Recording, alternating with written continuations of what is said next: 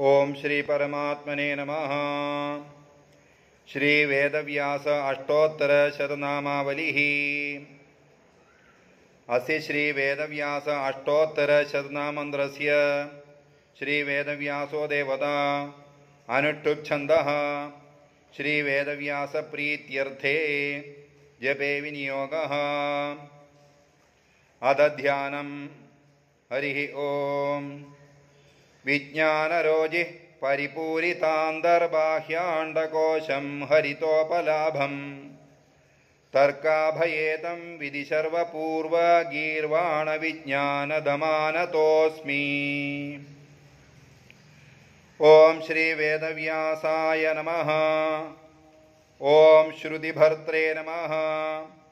ओम भुवनप्रभाय नमः। ओम जगद्गुरवे नमः। ओम मुनिवंशशेखराय नमः। ओम भगवत्तमाय नमः। ओम सद्गुरवे नमः। ओम तथ्याय नमः। ओम सत्यवतीसुताय नमः। ओम श्रुतीश्वराय नमः। ओम नीलभासाय नमः। ओम पाराशराय नमः। ओम महाप्रभवे नमः। ओम वेदव्यासाय नमः। ओम सत्पदये नमः। ओम द्विजेन्द्राय नमः। ओम अव्ययाय नमः। ओम जगत्पित्रे नमः। ओम अजिताय नमः। ओम मुनीन्द्राय नमः। ओम वेदनायकाय नमः। ओम वेदान्तपुण्यचरणाय नमः। ओम आम्नायन सुपालकाय नमः। ओम भारतगुरवे नमः। ओम ब्रह्मसूत्रप्रणायकाय नमः। ओम द्वैपायनाय नमः। ओम मध्वगुरवे नमः। ओम ज्ञानसूर्याय नमः।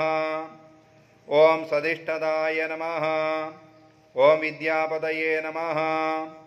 ओम श्रुतिपदये नमः। ओम विद्याराजाय नमः। ओम गिरां प्रभवे नमः। ओम विद्याधिराजाय नमः। ओम वेदेशाय नमः। ओम वेदपदये नमः। ओम स्वभवे नमः। ओम विद्याधिनाथाय नमः। ओम वेदराजे नमः। ओम आम्नायन विकासकाय नमः। ओम अविद्याधीशाय नमः। ओम श्रुतीशाय नमः। ओम कृष्णद्वैपायनाय नमः। ओम व्यासाय नमः। ओम भक्तचिन्तामणये नमः। ओम महाभारतनिर्मात्रे नमः। ओम कवीन्द्राय नमः। ओम बादरायणाय नमः। ओम स्मृतमात्रार्तिघ्ने नमः। ओम भक्तचिन्तामणये नमः। ओम विघ्नौघकुलिशाय नमः। ओम पित्रे नमः। ओम विशाम्पदये नमः। ओम भक्ताज्ञानविनाशकाय नमः। ओम विघ्नमालाविपाकाय नमः।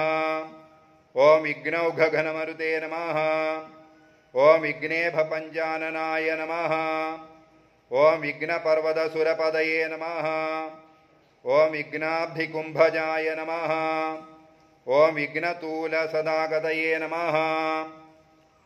ओम बादरजैमिनी सुमन्दो वैशम्पायनास्मरथ्य पैलकाशकृष्णाष्ट जनिज औडुलोम्याय नमः। ओम रोमहर्ष काराख्यमुनिशिष्याय नमः। ओम सत्यवत्यां पराशरात् प्रादुर्भूताय नमः। ओम व्यासरूपिणे नमः। ओम वेदोद्धारकाय नमः। ओम विज्ञानरोजिषा पूर्णाय नमः। ओम विज्ञानान्तर्बहवे नमः। ओम योगिमते नमः। ओम अंगकंजराध्याय नमः। ओम भक्ताज्ञान सुसंहारि तर्कमुद्रायुतापसव्यकराय नमः।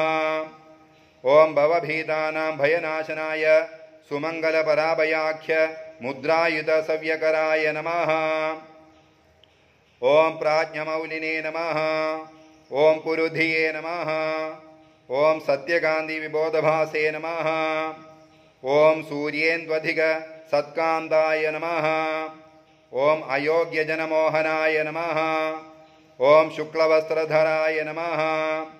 ॐ वर्णाभिमानी ब्रह्माद्यै संस्तुताय नमः। ॐ सद्गुणाय नमः। ॐ योगीन्द्राय नमः। ॐ पद्मजार्तिहराय नमः। ॐ आचार्यवर्याय नमः। ॐ विप्रात्मने नमः। ॐ पापनाशनाय नमः। ॐ वेदान्तकर्त्रे नमः। ॐ भक्तानां कवितादिगुणप्रदाय नमः। ॐ वादविजयाय नमः। ॐ रणेविजयाय नमः। ॐ कीटमोक्षप्रदाय नमः। ॐ सत्यप्रभवे नमः। ॐ आम्नायोद्धारकाय नमः। ॐ सद्गुरुवंशकृते नमः। ॐ शुकमुनिजनकाय नमः। ॐ जनकोपदेशकाय नमः। ॐ मात्रास्मृत्यैव वरदाय नमः। ॐ ईश्वरेश्वराय नमः। ॐ यमुनाद्वीपभासकाय नमः। ॐ मात्राज्ञापालनार्थं धृतराष्ट्रपाण्डुविदुरजनकाय नमः। ॐ भगवत्पुरुषोत्तमाय नमः। ॐ ज्ञानदाय नमः। ॐ उग्ररूपाय नमः। ॐ शान्तरूपाय नमः। ॐ अचिन्त्यशक्तये नमः। ॐ परात्पराय नमः। ॐ पाण्डवानां दुःखहर्त्रे नमः। ॐ आसमन्ताद्गद इति अभिशुश्रुताय नमः। ॐ हृदि स्थित्वा ज्ञानप्रदाय नमः। ॐ अक्षरोच्चारकाय नमः। ॐ मात्रासन्धिस्वरात्मने नमः। ॐ ह्रस्वमाण्डुकेय नाम ऋष्युपास्तपादवते नमः। ॐ श्रीवेदव्यासाय नमः। इति श्रीमत्सुधीन्द्रतीर्थकृता श्रीवेदव्यास अष्टोत्तर शतनामावलिः सम्पूर्णा। ॐ